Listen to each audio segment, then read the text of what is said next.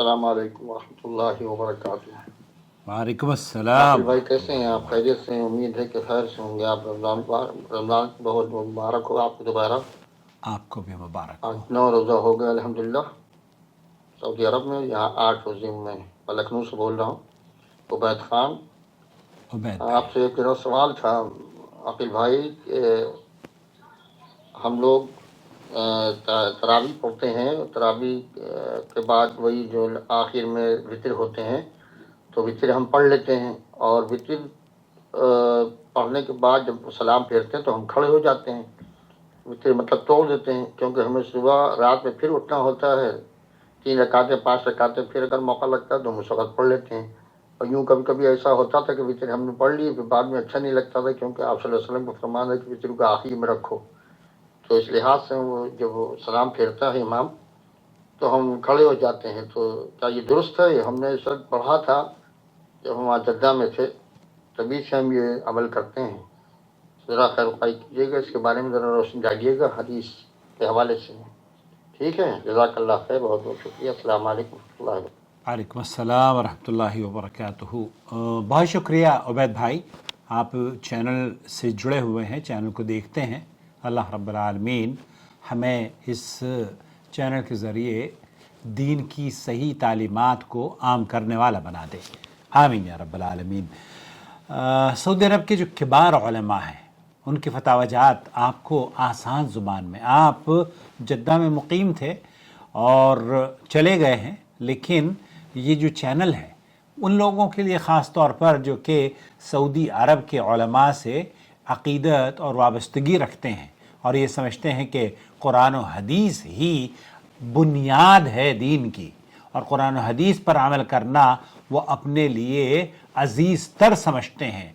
मज़ाहिब की पाबंदियाँ या मज़ाहिब अंधी तक़लीद नहीं करते, जुमूद नहीं है, बल्कि कुरान और सुन्नत पर अमल करने को ज़्यादा फजीलत देते हैं। उनके लिए ये चैनल, मैं समझता हूँ कि जिस तरीके से सहरा में आपकी प्यास बुझाने के लिए पानी अगर दस्तयाब हो जाए, उसी तरीके से आप अपने मुल्क में कहीं भी हों पूरी दुनिया में, सऊदी अरब का पानी साफ़ और शफ़ाफ़ कुरान और सुन्नत की शक्ल में आपको आपका भाई मोहम्मद आकिल बहुत आसान ज़ुबान में लेकर हाजिर हो जाता है।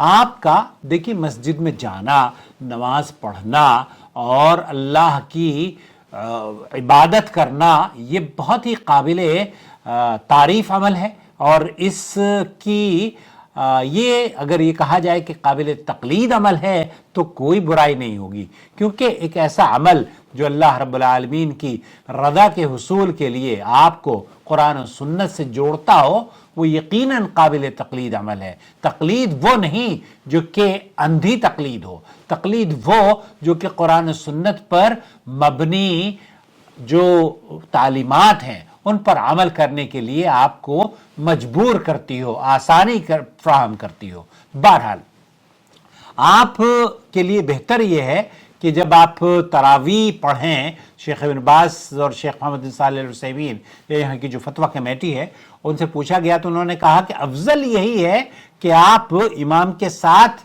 नमाज मुकम्मल करें। तरावी आपने इशा पढ़ी, फिर तरावी पढ़ी, वितर भी उनके साथ पढ़ लें। लेकिन अगर आप रात को वितर छोड़ देते हैं और रात को जाकर अपने घर में 2 रकात या 4 रकात तरावी और पढ़ते हैं, तहज्जुद और पढ़ते हैं, और फिर बाद में वितर का एहतमाम करते हैं, तो उसकी 2 शक्लें हैं।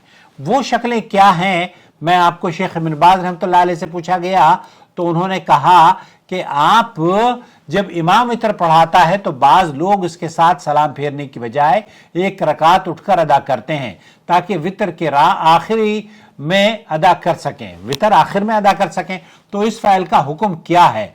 आप इसको اس شخص کو کیا نصیحت فرمائیں گے؟ تو شیخ ابن باز نے فرمایا کہ ہم تو اس میں کوئی حرج نہیں سمجھتے، علماء کرام نے یہی بیان کیا ہے، اور اس میں حرج بھی کوئی نہیں کہ رات کے آخر میں وتر ادا ہو سکے اور اس پر یہ صادق آ سکے کہ اس نے امام کے ساتھ قیام کیا حتیٰ کہ امام چلا گیا، کیونکہ اس نے تو امام کے ساتھ بلکہ اس نے تو شرعی مصلحت کی بنا پر ایک رکعت زیادہ کی ہے تاکہ وہ رات کے آخر میں وتر کو ادا کر سکے، تو اس میں کوئی حرج معلوم نہیں دیتا، اور اس سے وہ امام کے ساتھ قیام کرنے سے خارج بھی نہیں ہوتا، بلکہ اس نے امام کے جانے تک اس کے ساتھ قیام کیا، لیکن وہ اس کے ساتھ نہیں گیا، بلکہ وہ تو امام کے جانے کے بعد دیر تک وہاں پر بیٹھا رہا اور اس نے ایک رکعت بھی مکمل کر لی۔ اسی طریقے سے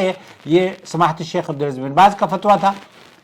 اسی طریقے سے شیخ ابن جبرین نے فرمایا کہ متقی کے حق میں، مقتدی کے حق میں جو امام کے پیچھے نماز پڑھ رہا ہے، افضل یہ ہے کہ وہ امام کی اقتداء کرے حتیٰ کہ امام تراویح اور وتر سے فارغ ہو جائے، تاکہ اس پر یہ صادق آئے کہ اس نے امام کے فارغ ہونے کے ساتھ نماز ادا کی، تو اسے رات کے قیام کا ثواب حاصل ہو جائے گا، جیسے کہ امام احمد وغیرہ نے اس مفہوم کو یا اس حدیث کو نقل کیا ہے، اور اس بنا پر اگر وہ امام کے ساتھ ادا کر کے فارغ ہوا تو اسے رات کے آخر میں وتر ادا کرنے کی کوئی ضرورت نہیں، یعنی کہ اگر آپ نے امام کے ساتھ وتر پڑھ لی ہے تو پھر رات کے آخری حصے میں آپ کو وتر دہرانے کی ضرورت نہیں ہے، لہذا اگر وہ رات کے آخر میں بیدار ہوا تو جتنی اس کی مقدر میں نماز ہے وہ پڑھ لے، وہ دو دو کر کے رکعت ادا کرتا رہے،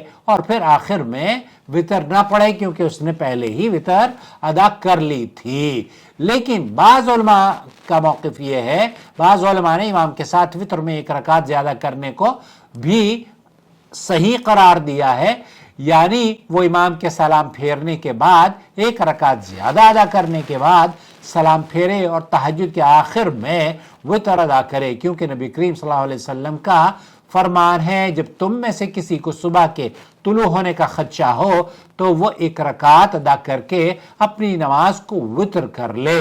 تو اسی طرح نبی کریم صلی اللہ علیہ وسلم کا فرمان ہے تم اپنی رات کی نماز میں سب سے آخر میں وتر ادا کیا کرو، اور سعودی عرب کی جو فتویٰ کمیٹی ہے انہوں نے بھی اسی دوسرے طریقے کو بہتر اور احسن قرار دیا ہے۔ ہم اللہ رب العالمین سے آپ کے لیے توفیق اور صراط مستقیم پر گامزن رہنے کی آپ کو، آپ کے بچوں کو اور ہمارے ویورز کو سب کو دعا دیتے ہیں۔ اللہ رب العالمین اس چینل سے جو لوگ جڑے ہوئے ہیں وہ اس وقت تک مستفید نہیں ہو پائیں گے جب کہ آپ ریگولر بیسس پر اس کی ویڈیوز نہیں دیکھیں گے۔ ویڈیو اگر دیکھیں گے تو آج کل ہمارا چینل آپ کو ایک ہمارے ویور نے بہت ہی خوبصورت میسج بھیجا، اور وہ میں دیکھ کر بڑا حیران ہوں کہ جو لوگ